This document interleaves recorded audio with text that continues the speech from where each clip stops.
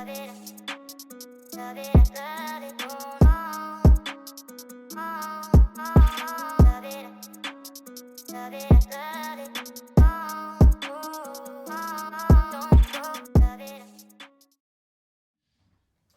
and welcome to another Is It Really Worth It podcast. I'd just like to give a big shout out to our sponsors, Tripod Crest, for all your planing tarmac all over the country.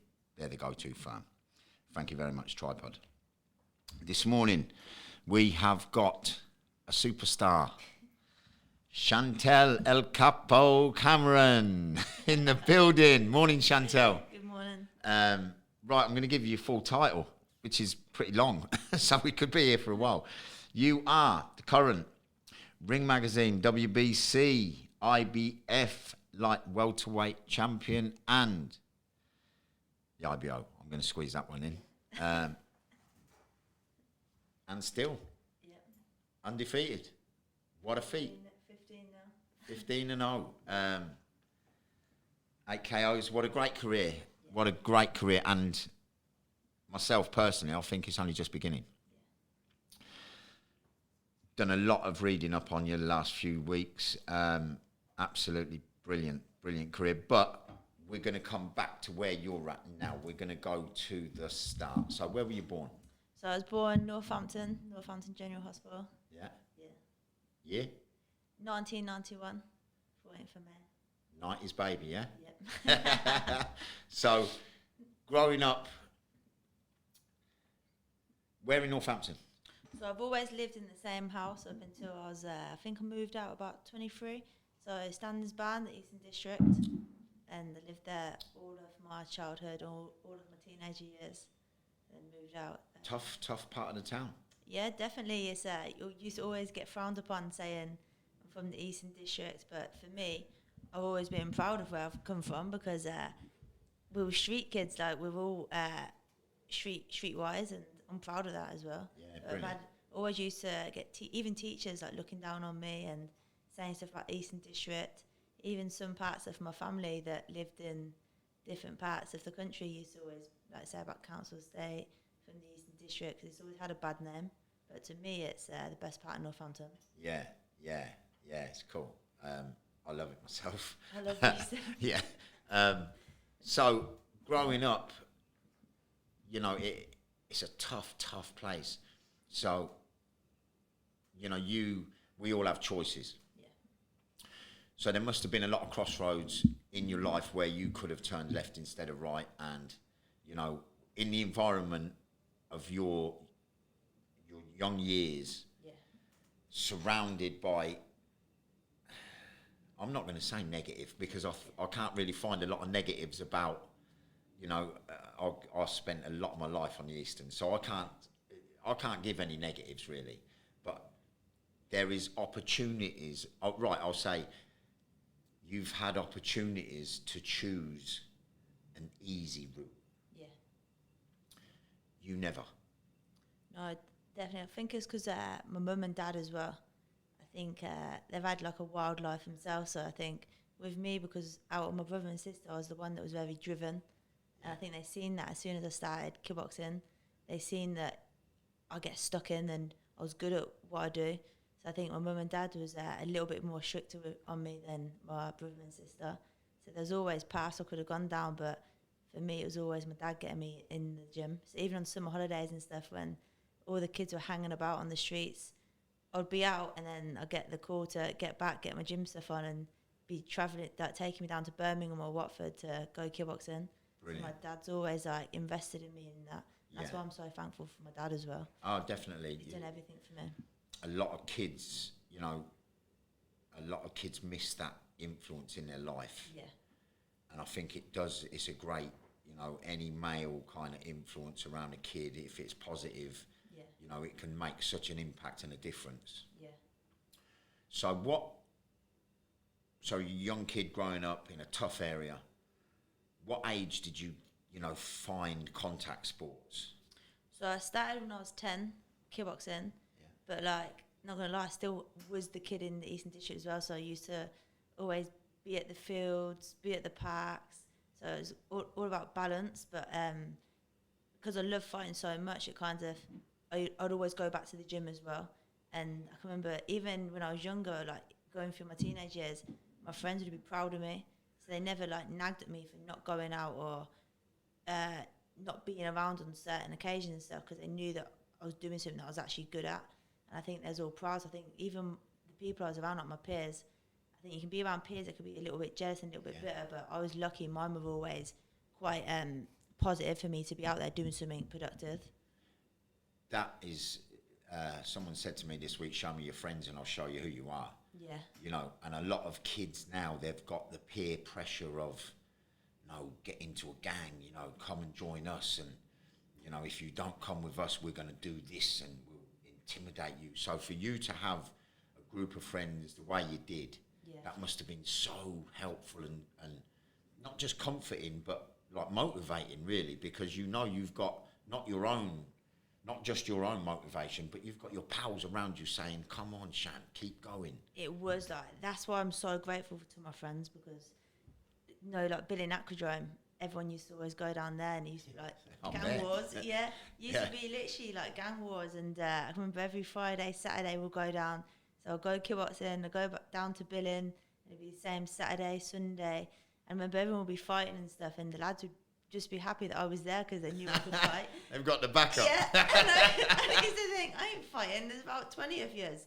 But like, there was also positive because they knew like when we was out down Billing, because obviously people from all over back then was like coming down to the fun fair and stuff, and they had me that could actually fight. So everyone used to, I think that's why they wanted me in the kickboxing gym, so that they knew they had backup still. Making sure that I was still in the gym so I could protect everyone. Make sure you go gym, Chantelle. We've got a fight down here next week. Get sharp. Keep in that gym, Chantelle. Yes, I think my friends have always just like, they've always encouraged me as well. I've been really lucky. Brilliant. And this is what I think a lot of kids really now should be putting themselves into groups of people what encourage the positive rather than the negative. So you've started your kickboxing. How did your kickboxing go? Oh, brilliant. So I was 10 up until I was 16. It was semi-contact, light contact. Literally travelled the world with that as well with my dad. And it was some of the, probably even now, it's probably the best years of my life. Like me and my dad have throwbacks when we talk about things like going to Ireland for the Irish Open every year. Getting the ferry over there, going to Spain. I was only a baby, like I was 10 years old and going to all these places with my dad. And I used to train probably 4 or 5 times a week even then. So in Northampton, and then I started getting good, like winning everything. So my dad started taking me to Watford because it was a team called Unleashed, and they was like the best team on the circuit. So even then, I remember I was travelling up and down to Watford every night, having school in the morning, sometimes not getting back until like 10, half 10. Going to school asleep. Yeah, going to school literally like hardly able to keep my eyes open. Going back to the gym on the night time again. And in kickboxing, you could be training 2, 3, 4 hours in a night 'cause it's so different to boxing. Yeah. So you do like different classes and you do sparring. And we had such a good time. And then got to the age of 16 where it was like I'd done everything in like contact, semi-contact, and it was time to like test myself a bit more. So I went into Thai boxing with Claire Riley. I moved to Claire. Yeah. So I went into full contact Thai boxing, completely different. Me and Claire went to Florida. So you must have felt you're not really like the semi-contact kickboxing. You must have felt you've got more to give. You want. Yeah, it was kind of like I was getting on the mat and straight away the referee would be like, contact Chantelle, and it was kind of like, bloody hell, just stepped on the mat. And my dad was paying ridiculous money, like, because I would go to the tournaments and be doing 4 sections a day. So that was £100 just for me to be in these categories. Then he'll pay the petrol, pay the hotel, and like my dad is a builder in that, and he does all right, but not enough to be forking that out every weekend. Oh, that's like, brilliant. It was, and I think as you get older as well, you start seeing things, and I seen that it was not fair on my other, like the rest of my family, like my sisters and brother and my mum and that, because sometimes they'll go without for me to go kickboxing. Oh, that's so beautiful. I thought, I didn't say it to my dad, but I thought, time for a bit of a mix-up now, because I didn't want him spending all that money, because I knew that it was getting a bit of a problem. So went Thai boxing, went to Florida, won the world title, and then come back and forth. How old were you when you won the Muay Thai world title? Must have been 17. So you'd only been in the sport a year? Yeah, literally a year. And wow. So I picked up a few titles before that. It was I can't remember what I think it was like British or something. And it was just getting used to like the knees and the elbows. And was going up to Manchester in this like K1 series, and I was wiping the floor with that, and it was fun, but it was kind of like my heart was still in kickboxing. Yeah. So I won the world title in Florida, and I spoke to Claire, spoke to my dad, and I spoke to a guy called Neil Kelly in Birmingham in Usker Fight Factory. Oh, Usker, yeah. And like we said, like let's come back kickboxing and get some titles in full contact. I hadn't done full contact kickboxing, so started going up to Birmingham again, like I did to Watford every night. And I think I was in sixth form at this time, so like, my education was just, I don't know how I did it. Don't know how I got grades. I was exhausted all the time. And but you still went to school and still knocked it down. My mum and dad weren't really strict with me with school, which I kind of wish there was a bit, because everything was very fight focused. And I was lucky I've got in this position. They could obviously see the potential and talent. I say to them now, I say like, the ones who are a bit dumb because you never got me to do my education. Just getting me. I wouldn't say that, Shan. I wouldn't say that. I would listen, but I think boxers are the most intelligent people on the planet. Yeah, definitely. You know, any contact sport is just so intellectually challenging. Yeah. Because of the thought process you have to go through during your game. I do say like to the younger generation though, is education should come first. For me, I wish I went to uni still. I wish I'd done my combat sport, but I wish I did go to uni and I did revise for my exams. And you're still young enough. Yeah, don't feel it. You're still young enough, Shan. You can go back to uni. I think it's important because I think some parents are very like my parents were, and I appreciate it because I'm in this situation now. Like I'm sat here, I've never had to have a job, and I've always been earning my money through fighting. And something you enjoy. Yeah, and it's something I love. It's my hobby. I'm getting paid to do my hobby, so it's a dream. But for some people that may not achieve that, like you don't want to waste the important years of education as well. I think it is. I think it is important. It's all about balance. And for me, it was very fight focused, and that's one of my regrets is putting a bit more into my education. Yeah, well, and I used to miss a lot of days at school and didn't really like school anyway. It's good at the time though. Yeah, it was fun. But I see where you're coming from. I'm like, should have done a bit more at school. Yeah. So, you've come back to kickboxing. How did you get on? Now it's full contact kickboxing. Yeah, full contact kickboxing. So, I think I retired about 13-0 again. And I was loving it. British champion, European champion, 5 Nations champion, and had some cracking fights and some cracking memories. And me and Neil Kelly and Sean, the coaches in Birmingham, we're still like a family. They have Cassim, the Dream, and we're all very close. And I was heartbroken when I left. I literally cried my eyes out for about 2 weeks. There's some great footage on YouTube. The highlight reel. Yeah. And I can remember it was Neil Kelly who said to me, I think you should go into boxing because the women's boxing was announced for the Olympics 2012, and it was like getting hard to get me fights in Britain for full contact kickboxing, and again it was costing my dad a lot of money because. So this must have been when 2010. 2010, 2009 I think, and I started my first boxing late 2009, start of 2010, and because I think.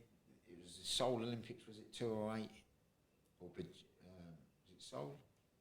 I'm not too sure. Because it was shortly after them Olympics, the 208, that they announced it. Yes, it must women's have been boxing is getting inducted. Yeah. That's it. Yeah, so it was 2009, and Neil said, "Think you'll be good at boxing? Like maybe like have a little go at it." So I went to Arthur Daly's gym, King's E, for the first time, and I actually went with Kevin Bell. Kevin Bell took me down. Yeah. And so I went down there and absolutely hated it. I was like, it was so different to kickboxing. It was very male dominated. In kickboxing, there's loads of girls, your friends. Yeah. Like, it's just like this mixture of people. Went to the boxing gym, it was just all these guys, and it was so different. And I was like, oh no, I didn't like it. And I remember I didn't go back for 3 months. And then I had a kickboxing fight. It was my last ever kickboxing fight as well. And it was getting a bit hard for my dad to take me to Birmingham every night of the week. So me and Neil said, like, we'll do kickboxing three times a week and go to the boxing gym twice a week. And because I knew I had a fight coming up, I kind of had to grit my teeth and be like, I'm going to have to go to this boxing gym, just get training in. And I went there, and it was completely different because I went on the pads with Arthur. Actually wanted to like see what I was about. And I just like knuckled down and just like probably just got stuck in. Yeah. And because the boys were seeing that I was training just as hard as them, I think I just gained their respect. And within, I think, 4 weeks, Arthur got me a fight. And honest to God, I never wanted to box. I was always like, I'm never boxing. It's horrible. I don't And you're still kind of like bouncing between the kickboxing and the boxing. At this time, yeah. At this time, I was still like, my main focus was kickboxing, and then I had a boxing fight because I thought, oh, do you know what? I see what it's like, and I was so shocked that I did it. And it was the first fight. I just fell in love with it. I think I was in Corby, and I stopped this girl. And Great place to fight, Corby. Yeah, it was unbelievable, and it was just it was so good, such a buzz. Yeah. And then my plan was to kickbox and box, but then me and Arthur went into the ABA Nationals, which again, like, I weren't even expected to go into because I just had a kickboxing fight. I won that against a girl that everyone thought was going to beat me, so I was on a massive high. And then I went to the boxing gym the week after, and Arthur was like, do you want to go in these championships? And I was like, oh yeah, go on then. I was like, go on, why not? And then there was a lot of persuading then. Yeah, I was like, go on. And then I remember Arthur put me in the open class because he was like, my kickboxing background, thinking I'm not going to put him in the novices because, like, let's test me in the open class. So because listen, Arthur's a good trainer. Very, very good. He's one of the best in my opinion. Yeah, and he wouldn't put you anywhere where he didn't think you would be okay. So put me in the open class. Then something happened with England boxing where they said, no, she's got to go in the novices because I think I was like, this time I was 3-0 as domestic level. And they was like, no, she's got to go in the novices. And Arthur was saying, no, like, put this girl in open class. So Arthur was telling them, like, she's good, put her in the open class. But England boxing was saying, like, no. And then someone on YouTube watched my fight and then grassed me up. So then I got kicked out of the novices, saying, like, she's not going in the championships. And Arthur had to fight my corner to get me back in the open class. So I think I had 2 days notice to go fight in these championships. I had no idea that I was going to be in because I was going back and forth. Yeah. And I think it was the quarterfinals. I think I went to some of it north. I can remember it. When I go past on the signpost, I always remember me and Arthur going up there. Because it always makes me laugh now. I went up there and I think I stopped him in the first round. And literally I was so unprepared because I was going to the park with my friends, drinking on the streets and just thinking there's no fight coming up. Usually if I had a fight, I wouldn't be doing that. So you're still... What age were you now? So it must have been about 17, 18. So I was just like enjoying my time off. Teenage years, yeah. I thought I was enjoying my time off, and then Arthur said that to me 2 days notice, and I had to make weight, and I was like, oh shit. And I didn't want to tell Arthur, like, I've just been relaxing and chilling. Yeah. So I went up there and to get the weight off, and then ended up stopping her at the first round, and I was like, phew, like, thank God for that. Yeah. And then I think it was the actual the quarter semi and final was up in Portsmouth, like a week or two after. So I had to just literally get in the gym 6 days a week and just hammer it. Yeah, and then me and Arthur went up to the Nationals, and I had no idea what I was expecting because it was a point system, which I wasn't used to. I was used to club shows. Yeah. And me and Arthur, we won the national championship, and it was a proud moment for Northampton. I think I don't know if I was the first. I don't know if anyone's won it before, but it was quite a proud moment, especially being a woman as well. Yeah. And then I got selected for Team England because of my performance. Brilliant. And then they told me I had to quit kickboxing. I had to make a decision either boxing or kickboxing, and it was a hard decision. Oh, it's easy, boxing. You know I'm going to be biased, Jan. Back then I was like, no, I'm going to go kickboxing. But Neil Kelly, like, I always thank him for it because he said, no, go boxing. Like, you can make a career of this. Kickboxing, you can't. Yeah, fair play to him. Yeah, he's such a good man. A lot of people would have been selfish. Come back, you know. A lot of coaches probably would have been selfish and kept me because I was winning everything. I was good for the club. And it was like bringing other young kids in because I was a champion, and it like kind of like brings people in the door. But for Neil, he was like, no, go on, like, it's your time now lovely. to go and make a career for yourself. And Great man. that's why I've got so much appreciation for him now. Same as Blair as well. That was time. Yeah, great people. Yeah. Great people. He sounds a great very man. Good people. So, listen, Jane Couch went through a lot of shit. Yeah. A lot of shit. I really rate that girl. Yeah. At that time, you know, it was totally alien, women in the boxing ring. Yeah. Totally alien. And she suffered so much, so much, you know, getting boxing put on the map. So you must have had so many negative,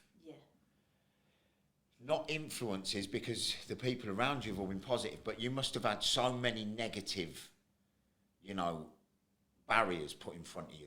Yeah, plenty. That's why I never wanted to box, because it was always quite like, female boxing was there's stereotypes to it. Yeah. And I was like, I'm just going to stay kickboxing, it's easier and it's like a family. But even when I first started boxing, it was at the cricket ground, Northampton Cricket Ground. Northampton Cricket Club, yeah.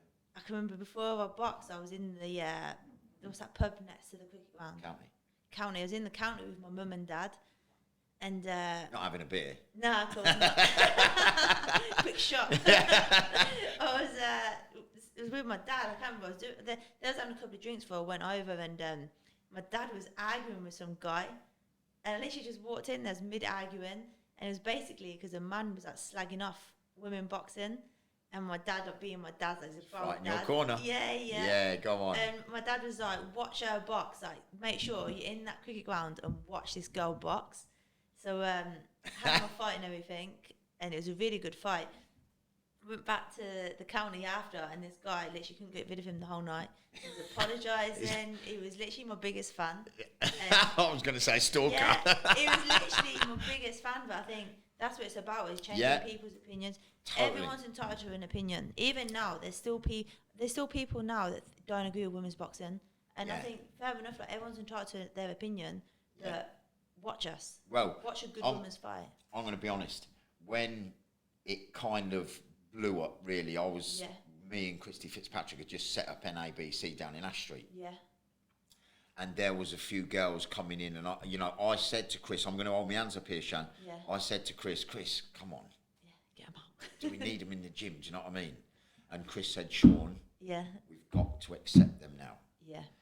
Times have changed. Times are definitely changed. And when there was a little travelling girl called Violet, I'll never forget this. Harry Davis's sister, I can't remember her name as well. But these two little girls, they were little pals in the gym. They always used to mess about. But I've started noticing this little travelling girl, Violet Connors. Okay. And I'm looking at this little girl and I'm thinking, this girl can put some shots together. Yeah. So I'm like, I called Chris over and said, do you think... Chris said, don't fucking think. Let them spar. Yeah. So anyway, this was before the kids had to be carded to be sparring. Okay. So I've asked them, do they want to spar? Wow. I couldn't fucking believe it, Shan. They went for like, they were brilliant. I was like, I couldn't believe it. But that minute there, this must have been 1998, 1999. That minute there totally switched me off. Yeah. Totally switched me off, and I wanted more girls in. Yeah. Because I couldn't believe the talent of this little girl. They were brilliant, but they were great pals, you know what I mean? As well, yeah. Yeah, and it was just so beautiful to see as much competitiveness coming from the girls, probably more. Yeah. Because they had so much more to prove. Yeah. Do you know what I mean? Because it's kind of like, it's not expected for two girls to be savage. Definitely. You wouldn't expect it. And there were spars with these two where the whole gym would stop. Yeah. The whole gym would stop, Shannon. Everyone would watch Violet and Harry's sister. But for me, it was just a great moment for me. And then, look, listen, I've seen a lot of you through the last 10 years in the boxing, and absolutely rate what you've done so much. Yeah. Because of the barriers, because of the politics, because of the bullshit. Yeah. Really, and you've just ploughed through it. You haven't even. I kind of like ignore it because even now as a pro and what I've done, there is still barriers, but I just don't like get caught up in it. Yeah. I just kind of ignore it and just understand that times are going to change. Yeah. And the younger generation, it's going to be so much easier for them. Yeah. Because as long as the likes of me and other female boxers now just keep pushing these barriers and keep breaking them down, the next generation, like, there's going to be none. Yeah, I think it's important just to not get caught up in it, not get frustrated with it, just keep making movements and just keep opening eyes. You're paving the way. Yeah. You're paving the way and giving the future to this sport. Do you know what I mean? So, you know, you can only be commended. You can only be absolutely congratulated, put up there, really. So we'll go back. You started your amateur career. It's going well. You've won the nationals. You're on Team England. Yeah. 2012 Olympics coming up. Yeah. How did it go? So you got robbed. Yeah. That's how it fucking went. 2012 was like, I was kind of quite new to the international scene anyway. Like me and Arthur, we've spoke before, and I kind of wish that I didn't go on Team England so soon. I didn't go on GB so soon. I think it kind of like messed me up. And if you speak to Arthur, Arthur says it's the worst. Because Arthur like fought for me to get into Team GB and stuff, and I think he regrets it now because I think it ruined me, and I do agree because I was a 3-0, basically a novice boxer. Like as much as I'd had the kickboxing experience, I was new to boxing. Yeah, it's a different sport. It's totally a completely different sport. But I had the kickboxing experience and stuff. But won the nationals, which was good. Yeah, it was great. But I was still novice. Like I was in there, and like I was just tough. I was tough, and I was hungry because I didn't like losing. Yeah. And there's in my final, I'll never forget it. The first round, I was boxing the England national champion, and she like was the international. She'd boxed everywhere. She was like the golden girl kind of thing in 64 division. And I was losing the first round, and Arthur said to me in the corner, show me what champions are made of, and he always brings it up now. And I went out there, and I just must have thrown about 1,000 punches around or something, because I just made sure the scores just went like that, like a massive gap. And I won. Was it a 40-15? It was, I can't remember. It was quite, I think her name was Anastasia Cousins. So she was like the popular, everyone knew her. I was supposed to be beat, really, and I went in there and just completely... opened up the doors for me, and straight away I was in an international tournament, but it was way too soon. I can remember it. I was on the England training camp before this tournament, and I can remember I was messaging my mum, and I was like, I don't like this. I was like no, not very nice to me here, because obviously nobody knew who I was. They was all very cliquey. Very, yeah. And I was like, Mum, I hate this. And my mum was like, come on, Chantelle, like basically just trying to keep me positive, and she wanted me to go out there to, I think it was Hungary, somewhere. And I remember I used to text Arthur, and I think Arthur... This is in the Europeans? EUs, yeah. And I can remember Arthur knew I wasn't that happy. I was a young girl, do you know what I mean? I was away from my family, I was away from my friends. Yeah. I weren't in Northampton in King's Heath anymore. Like I was with all these international boxers. And I think this is a tournament where I won a silver medal, and it was my first loss, and I hated it.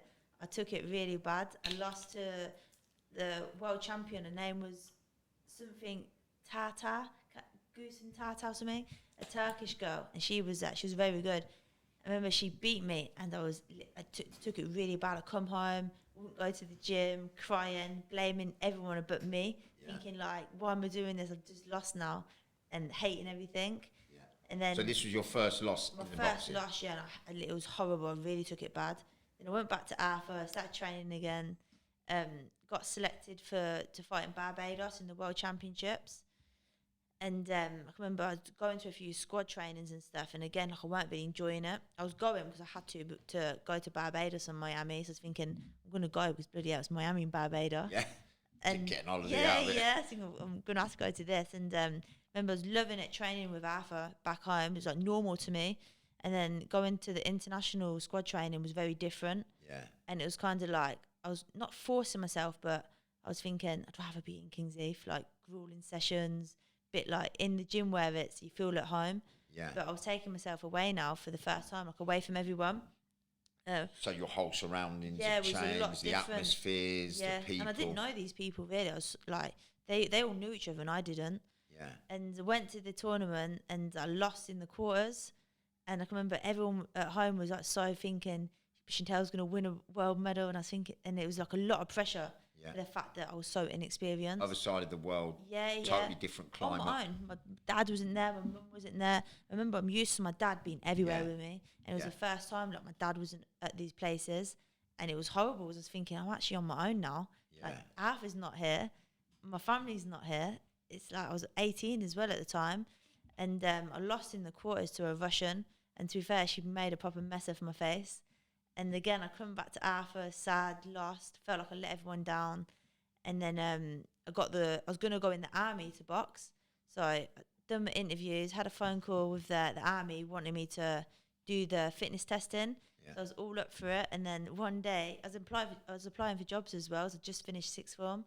And then one day I was in my car about to go into my mum's house and Rob McCracken rang me saying that I was on Team GB. They wanted me on Team GB to go up on the Monday. And this must have been the Friday as well. So we had 2 days. And he was like, oh, one problem though is we're going to Russia next week. And I was like, bloody hell, like this is fast. So went to Russia and no one told me it was a tournament. So I thought it was just a holiday. Yeah. So no one told me it was a tournament. I thought it was just training camp. And so I used to box at 64 kilo, but the Olympic weight was 60 kilo. Yeah. So we was out there and Rob was kind of like, listen, we know that you box at 64, we've got to bring you down to 60 kilo, but the fights are set at 61. Do you think you can make it? And I always had the mentality, like, if I want to do something, I'll do it. Yeah. And it was the first time I've done a proper sweat out to make weight. Yeah, and it's hard. Every night I was in a big jacket in Russia because it was so cold, like heating on.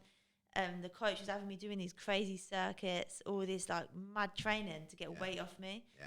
And so I was like, yeah, I'm doing it. I was adamant. They were, you can box at 64 if you want, or you can make 61. And I was like, no, I'm making 61 to prove to them like I'll do it. And I did it, and I was so proud of myself for doing it. It's hard. Yeah. And it takes so much out of you mentally as well. Especially when I was never done it before either. Yeah. And I remember I was in this tournament, and I boxed unreal. Like I remember I stopped to go have a body shot. I was literally wiping the floor in this tournament, and then it was the first time I realised how corrupt boxing is. Because I got to my last fight against the Russian, and they completely just robbed me because they knew, like, I don't know why they done it, but they just robbed me, like giving me warnings for nothing. Yeah. Just basically just like ripped it from underneath me, and that's when I started realising international boxing was so different. Yeah. And then especially you're away from home, you're on their turf. Yeah. And I just realised like there's more to this boxing than actually enjoying fighting now. It's like it's international, it's a point system. There's golden goals. If your face isn't fit, you're not going to get any advantages. You're not part of that clique. Yeah, and to be fair, it just started going downhill from there. So you're back from Russia. Did you box anymore? Amateur? Yeah, so I went to Russia. So that was at the start of my career. So I was on Team G for 8 years because women's pro boxing then was like not heard of. Yeah. It would be in Germany or America. And at this time, I was 18. So I was a young girl getting paid a salary to box. So it was kind of like, it was good because I was not having to work. But there was pros and cons because with Team GB, it was so strict. Yeah. I was way in Sheffield Monday to Thursday every week. And at the time, it was great because you'll be traveling the world and stuff. But for 8 years at that age, it was a lot. So my 21st birthday, I was in Kazakhstan. So that was a bit rubbish. And like a few birthdays, I was always away from home. Yeah. Or my mum's birthday, or my dad's birthday, and just missing so much. And I started losing friends then as well because I wasn't able to go out. Be a friend. Yeah, I wasn't able to be a friend. Yeah. I was missing birthdays. I was missing gatherings. Yeah. I weren't able to go on holidays with them. Like, I was an athlete. Now I was an athlete. I was a full-time athlete. But to succeed, Chantelle, as an athlete, you must sacrifice. Yeah, I had to sacrifice. Yeah. And my friends I've got a handful of friends, but they're so supportive of me. And they've always been there from the beginning. Yeah. And they're your real friends. Yeah. But then there's also a load of friends that now don't wish me well, like don't really like acknowledge me anymore. If they see me, they say hi, but that's it. And I think it's because I left the not left the Eastern District, but I've like you followed your dreams. Yeah, you chased your I've done something dreams from a girl out the Eastern District that nobody's done. Yeah. So like without being horrible, but most people in the Eastern District don't do much. There's very few of us, like Slow Tie from Bellinge. Hey, Yeah, little Ty, yeah, love him. Yeah, love him. I remember hanging around with him Yeah. in Bellinge and stuff. Yeah. And like, he's done it, and then I've done it in boxing, and you're gonna lose people on the way, because if people don't follow their dreams or have dreams, they don't want to be around you. That's right. So That's right. It's sad, but it's life. It's true. Yeah. It's true. You know, the sacrifices you make bounce back on a lot of other people's behaviour, really, because when you make them sacrifices, that's when you see your real friends. Yeah, 100%. But the thing is like one thing I'm proud of is people that do know me, who if I go to Virgin Active at Riverside, they always say like they can't believe how I still am, like I've never changed. Yeah. I'm still the same girl I was when. And that can only be respected, Shan, because a lot of people get to where you are, and their whole persona changes. Yeah, and I refuse to do it. No. I'll always be Chantelle from Standings Man. Yeah, always. stay that way. Stay that way. That's what we always. want. We just want. But it is nice when people come up to me and actually say like, "Bloody hell, we're shocked," kind of thing. I'm like, "Why are you shocked?" Like, I'm still me. Nothing changes. So I think that's one of the proudest things I'm actually like really proud of. Yeah, brilliant. Yeah, brilliant. So, the amateurs. When did the amateurs finish? So I finished. So 2016 was Rio. Rio Olympics. Yeah, that was a tough one. And you got robbed on the selection there as well. Yeah. So I went to the selections, and literally was beating everyone. Oh, it was just horrible. The girl who won gold, beat her 8 times. Girl who beat silver and bronze, I'd beat them a number of times, and got to the qualifiers, and they just did not want me to go to Rio 2016. Just done everything they could to keep me out of it. If your face fits. Yeah. So I performed out my skin, and when I say I lived the life, I mean I was like a nun. Like I was not seeing anyone. I was a hermit. I was training sometimes 4 times a day. I was that adamant. I was going to the Olympics. I was training 4 times a day, killing myself, eating so well. Just had no distractions. That affected my life a lot as well. Because I lost so many people because I was so tunnel vision. Yeah. And I lost so many people because of it, because I was just like didn't bother with anyone. And now that's why in my pro career I'm always very much like I'm still having a social life. Yeah. Even in camp I'll still meet my friends for a coffee when I can. I'll still see people, I still do things. Yeah, balance. It is about balance, whereas balance. Back then I'll cut everyone off just to get what I wanted. Yeah, but that's the sacrifices you made, Shan. And they probably, look, there's a long way for you to go yet, but you will look back and know that them sacrifices were the right things at the right time. At the right time, yeah. Definitely.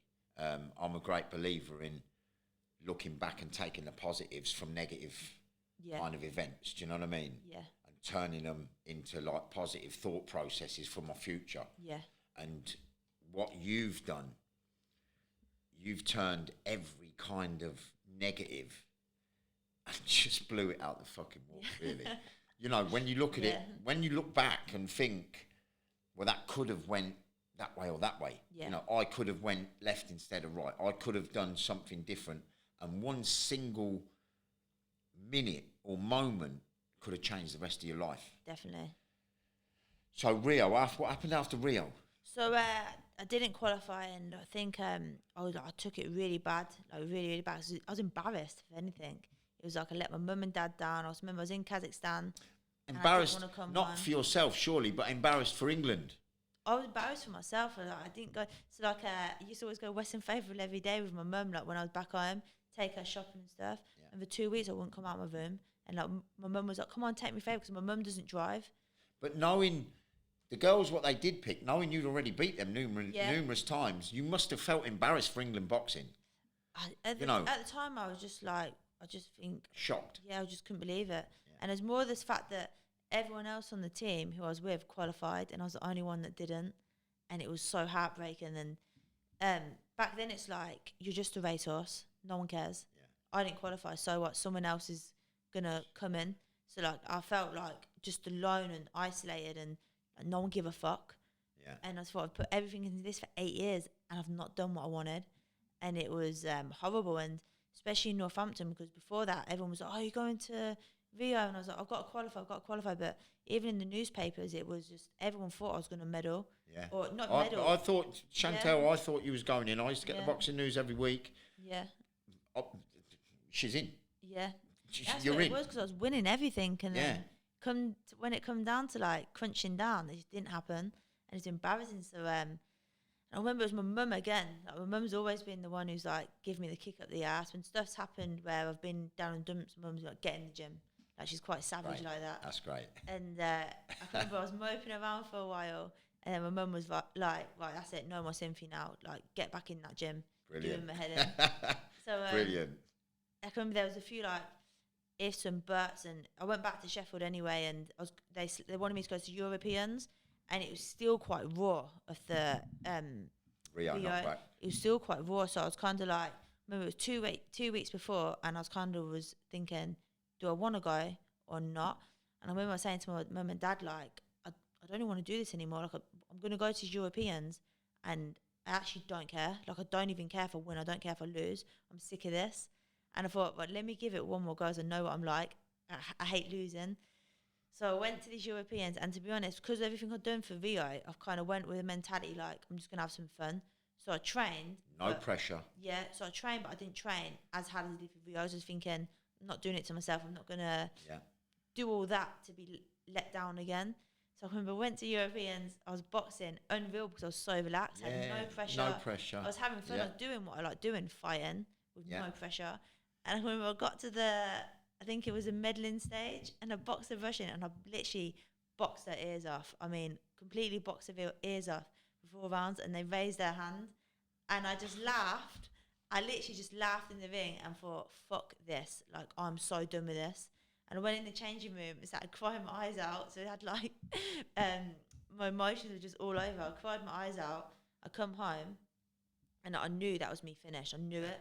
And then I remember New Year come, I got sepsis in my leg, had abscess and sepsis in my leg, and I was in Dublin having New Year's, and I remember it was like touch and goes. I had to fly back to... What a great place to have a New Year. Yeah, but I think because my leg was literally... my leg was so bad. So no temple bar for you. Yeah, I was out in there waiting for midnight, and I was thinking, I was going dizzy, I was sweating, but I thought I had a hangover from the night before. But my leg was like so swollen. Literally, my leg was blue. Oh, it was disgusting. And I was thinking, my leg's really not right. I don't know what's wrong with my legs. I thought it was just like a little spot. But it looked weird, and I had no idea. And I can remember I rang the GB doctor on New Year's Day and was like, look at my leg, and like FaceTime and showed her. And she was like, you need to get to A&E now. And I thought, fuck, I need to get home to England. So I thought, I'm not listening to her. I'm going to go home to England. So I flew home, got to Newcastle. Wow. Drove from Newcastle to Northampton. I don't know how, because my leg, I couldn't sit down properly. My leg was in so much pain. It was disgusting. And it can travel through your veins. Yeah, it was really bad. And so I got to A&E. They literally rushed me down. 3 specialists come. I was in hospital for a week, and they had to like operate, drain everything out, flush it all out. Yeah. So I was out of training for 3 months then. So for me, that was like, no, everything happens for a reason. Yeah, that really did happen a good for a time reason. to think. Yeah, and I'd never had a break like that before. Yeah, I've never like touch wood now, but I've never really been injured or nothing. Yeah. So it was the first time where I was like, I can't train. I couldn't even squat. Couldn't do nothing. Couldn't ride a bike. Nothing, because I had a machine strapped to my leg. So they patched me up, and every week I was having to go to hospital to get my packaging removed. So it was time for me to think like, right, what am I going to do? And it was good because GB was still paying me because I was still on the team. And then I remember my leg was better and stuff, and it was John Daly said to me about going pro. And I went down to somewhere in Milton Keynes now to meet him with someone. And because I think I still had a bit of hate for boxing, I was like, no, it was on about me selling tickets. Because that's what these decisions can make you feel like. Yeah. And I can remember there was on about selling tickets, doing this and doing that. And I was thinking, bloody hell, this seems like complicated. Basically, if you don't sell tickets, you're not going to get to fight. Yeah, that's right. So I was like, I'm not doing that. I was like, no. So then I went to America, had a holiday because I was still getting money because I hadn't officially left GB. Yeah. And I was still like, because I was injured, I was still having some time off. And then remember, I started ticking over back in Northampton. And then I don't know what happened, but someone contacted McGuigan's about me. Or McGuigan's must have watched my highlight reel, Barry McGuigan. Yeah. And he contacted, don't know who he contacted, but had a meeting with the McGuigans and went with my dad and sat down with him and stuff. And I still like, don't want to box, do I want to box? What I'm going to do is I love fighting. I need to do something. And I just want to have a fight. Yeah, I just want to have a fight. And I was thinking, I'll go back kickboxing then. I'll go back kickboxing, but I'm not going to get paid. So what am I going to do? I'm going to have to work. And done a pad session with Shane McGuigan and fell in love with it good all over again. Yeah, good pad. Yeah, I just literally loved it. And then signed pro and the journey begun. So the pro career started 2017, 2018? 2017. Yeah, 2017. So we're en route. Yeah, we're en route. Journey's begun. Yeah. So how did it go? Brilliant. Yeah, this first start of my pro career, brilliant. So I think in my 5th fight, I become IBO world champion. Wow. So obviously that was amazing because it's only my 5th fight as well. But obviously my team had belief in me. Yeah. Then I won the WBC silver, and that's when my career started taking a turn with the teams. And again, I had fell out of love with boxing because I weren't happy with stuff that was going on. I was kind of like, it's a business. Yeah. It weren't boxing anymore. Yeah, no. Yeah. Once it gets to that level, Shan, it's totally a business. And I seen that, and I was like, I'm cursed in boxing. I must be cursed. And I was kind of thinking, can't do this anymore. Like I'm not enjoying it. It's a business. It's too stressful. It's 80% business, 20% boxing.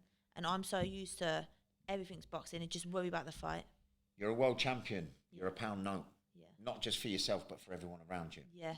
And when you're contracted to them people, they want their pound notes. And that's the thing. Like I was a young girl at this point still as well, and everything now was contract, and things were getting a bit more complicated. And if you're happy, you can't just leave. You're in a contract. That's right. You can't just get up and go. No. But I was very lucky because I spoke to a few people in that, and I got help to get out of them contracts, really. Yeah. And then my career just took off. So you're down with the McGuigans. You've left the McGuigans to go to Jamie Moore? Yeah. Good kid. Yeah. Good kid. Very good. Jamie Moore, And Matty Macklin, what a fight. Yeah. What a fight. Wow. So Jamie's up Manchester? Yeah. So how did it go with Jamie from the start?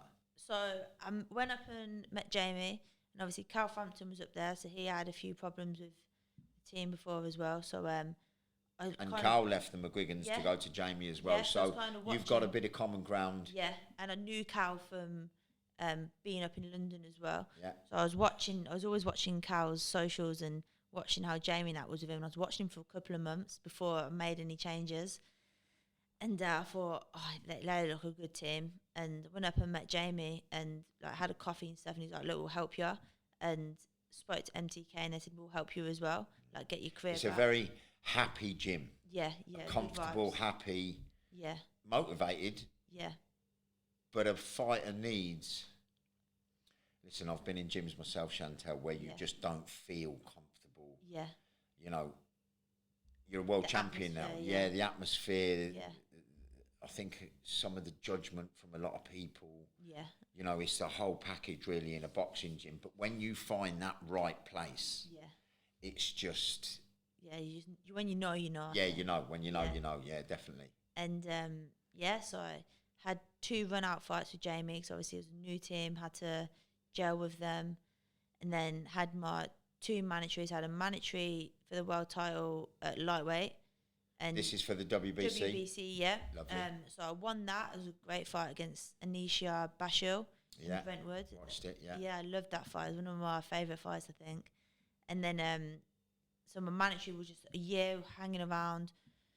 Nothing was happening, so I was getting a little bit frustrated. So I was like, right, we'll move up to super lightweight. Going through the politics. Yeah, politics. And again, there's just waiting. And so I moved up to super lightweight, had another mandatory there, won my mandatory, again, waiting around, signed a contract to fight Jessica McCaskill, who is now 147 undisputed world champion. Yeah, I remember this all fucked up as well. So I'm waiting for her again, and go on social media, even though I signed my contract thinking I was fighting her, just waiting for my day.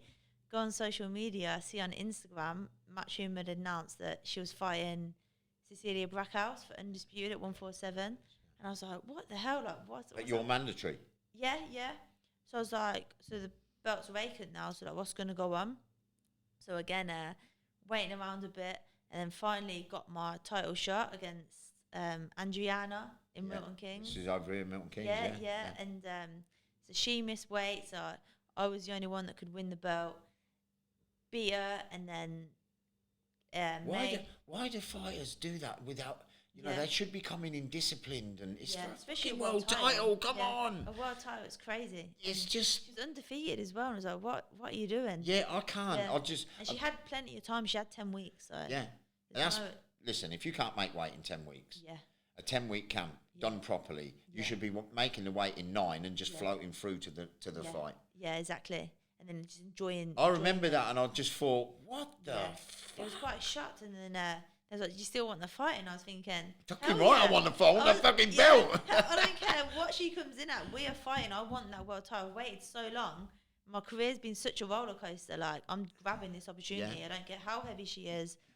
That's her problem, but my problem is getting this belt, regardless of whatever is going on. So won the belt. It was a really good fight, tough, and I think I could feel the weight difference in there. And then I went to Vegas last year, defended it against Melissa Hernandez. Yeah. And I can remember a lot of people were saying it was 50-50. This is the New York girl? Yeah. Bronx, good fight.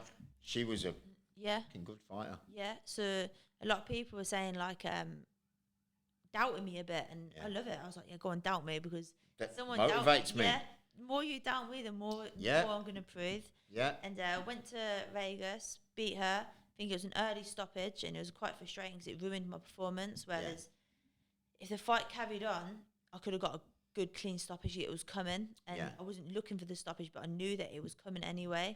That's when they always come, Sean, when you don't look for them. Yeah, 100%. So that was great. Like, what an experience. Then October last year, the tournament started for Road to Undisputed. Like I say, Road to Undisputed is my dream. All the belts, not just one, but all the belts in my weight division. And this was for the Ring Magazine belt as well. Yeah, so they announced the Ring Magazine belt for that as well. So I was like, that was a motivation. Like, that belt is just unbelievable. Yeah. So it was me and Mary McGee, we was in the semi-final for this tournament, cracking fight, took her IBF off her, won the Ring Magazine, and kept my WBC. Then I was told February, March that the final was going to be between me and Kay Levis. So I was thinking, touching my dream, literally win all these belts. I've completed boxing. That's it. You've done it. And then I can have fun. I can go have fun, have some mega fights, make some good money, and enjoy boxing. Like, I've no pressure. I've done what I've wanted to do in boxing. I've completed it, and make some money now. But you're forgetting the politics. Yep. But then, so I went and watched KDV versus Jessica Kamara in New Hampshire in America. Sat there ringside watching. Thought Jessica Kamara won the bout. But Kaylee V's got a hand raised. I was like, fair enough. Like, I didn't really care who was going to face in the final. I just want this final to happen. So it gets to January. There's no news on my fight. So I'm like... January this year? January this year. Get some news, like, what's going on with this fight. Chasing, again, it's business side's coming in now. I'm getting deflated, down in the dumps, stop training because I'm like, I'm being fucked about. What is going on? Like, starting to get a bit like... that gut feeling like it's not happening. Yeah. And like going out with my friends thinking, oh, I can't bother with this boxing. Like, no one cares. It's you're on a up, then you're on a down. Yeah. So I was just thinking, oh, fuck this. And then again, February comes, get a message. Kaylee's out of the tournament, medical problems. So I'm like, okay, like, what medical problems? Waiting for medical reports. No medical reports. So then it's February 28th now, and I'm like, right, tomorrow's 1st of March. What is going on? Like, what is happening? Yeah. This ain't fair. So I'm at a press conference for Taylor vs Serrano. Eddie's saying I'm going to be out in April, but no date. So I'm like, okay. It's March now, so I'm not going to get a fight in April because that's a 4-week camp. I'm a world champion. No, You can't you have can't. a 4-week camp. I wouldn't do it. Like, I No. want a good, solid camp. Yeah, 8 weeks. Yeah. So Fight anyone in the world. that didn't happen. And so I've been told May the 14th now, but I have no opponent. Don't know what's happening. So I'm in camp, but it's just like, please to God, give me a fight May the 14th. Yeah. And I was offered. And that show will be in England? It should be in England, yeah, but nothing's happening at the minute. I'm still waiting. And I was offered Jessica McCaskill for...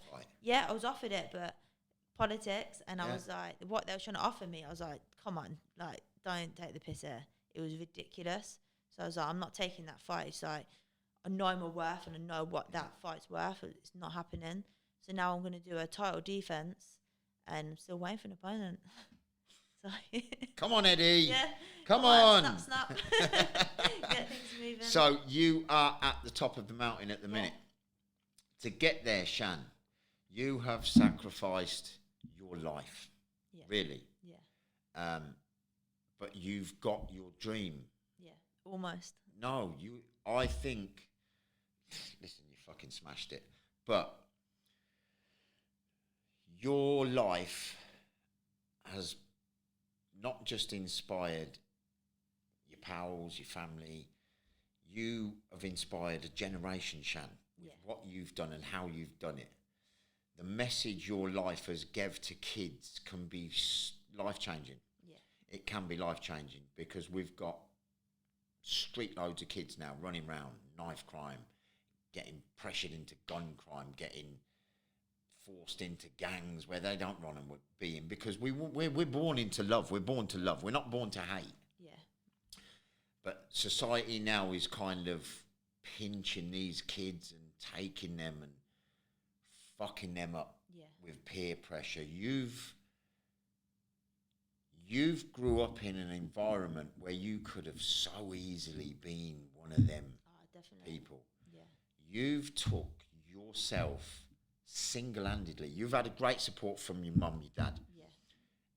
But single-handedly, really, Shan, you've took yourself through the mire of all the shit and all the avenues, and you've climbed to the top of your mountain. Yeah. And you look, listen, you are sat on the top of that mountain. Yeah. You can look down now. I don't mean that in a detrimental way. You can look down on everything around you now. Yeah. You've made it. Yeah. You're at the pinnacle now. You just need this one more defining fight. Yeah. Pinch all them fucking belts. Yeah. Relax at the top of the mountain. Yeah. You know, then you can make decisions what you've waited your whole life to make. Yeah. But you're still pursuing that final dream. Yeah. You know, the sacrifices, the persistence, the hunger. You know, you've never lost any of the hunger. As much as the amateurs have pissed you off, as much as some of the politics has pissed you off, you've never lost focus on that goal. Yeah. Your message, your pod today will... Listen, your career's motivated. Yeah. Thousands. I know, I'm not saying let's hope, but I know just from you putting everything across on this pod now today, this will motivate thousands. So it will, Shan. Yeah. Just me, myself, you know, I've had goosebumps a couple of times this morning because of the relentless pursuit of your goals is just so fucking admirable. Do you know what I mean? And so with me as well, like I won't stop and I won't quit. Till I get what I want, I'll never quit. But look, this is what these young kids need to be. Yeah. They need to take that from you. Don't stop, don't quit, don't give up, and don't feel pressured to be the same as all the other sheep. Be the wolf. So with me, it's like, out of my group of friends, like in Bellinge, in Neptune Brook, in all them places, is everyone was doing the same thing, smoking weed, doing this, doing that, robbing shops. And I'd be surrounded by them, but I also would know when to leave. And that's the thing is I didn't follow everyone to fit in. I was doing my own thing, following my own chapter and live fighting. So I never copied everyone else just to be liked. I was doing my own thing where people respected me for it. Yeah. And I could still hang about with them, but I just took myself away from the trouble and got myself out of trouble. Yeah, brilliant. Chasing the goal, you see, chasing the dream.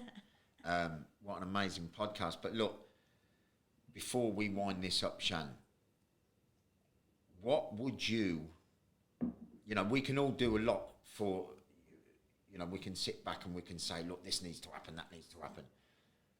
But what you've done is you've made it happen not just for yourself, but for hundreds of young girls coming through. Yeah. Because you've shown them this is what we're all capable of. You know, as a female in a male-dominated sport, we can still climb that mountain. We can still get to the top. So your message, you know, give a little message to the young kids, to everyone coming through. Not just kids who are already in the sport, but kids who are like a little bit frightened, a little bit nervous to come into this sport, because it's a hard fucking sport. It's definitely a hard sport, but it's also a fun sport. So I think I say to everyone is enjoy what you're doing. If it be kickboxing, boxing, MMA, basketball, football, it is about enjoyment and have fun doing it. Like, there's no pressure, have fun, and don't be pressured into anything you don't want to do. And if your friends about doing this and that, and you want to go to the gym, go to the gym. And if they're real friends, then they'll stick by it. If they're not real friends, then they're not worth hanging about with. And go make some new friends that are in the same dreams, same ambition as you. And you make friends in gyms as well. Yeah, they're best friends. Yeah. They're the best friends. Some of the hardest spars I've ever had. We've knocked the shit out of each other. We're pals now. Do you know what I mean? You have some food after as well. Yeah. Give you a bloody nose and you go buy each other a burger after. Yeah. Maybe not a burger, but... But Shan, that has been absolutely brilliant. Can't thank you enough for coming on. Thank you. You put a great message over, and that's all we're trying to do here. Oh, good. Great work. Thank you very much, Shan. Thank you. God bless you. Cheers. Thank you. Take care. Cheers.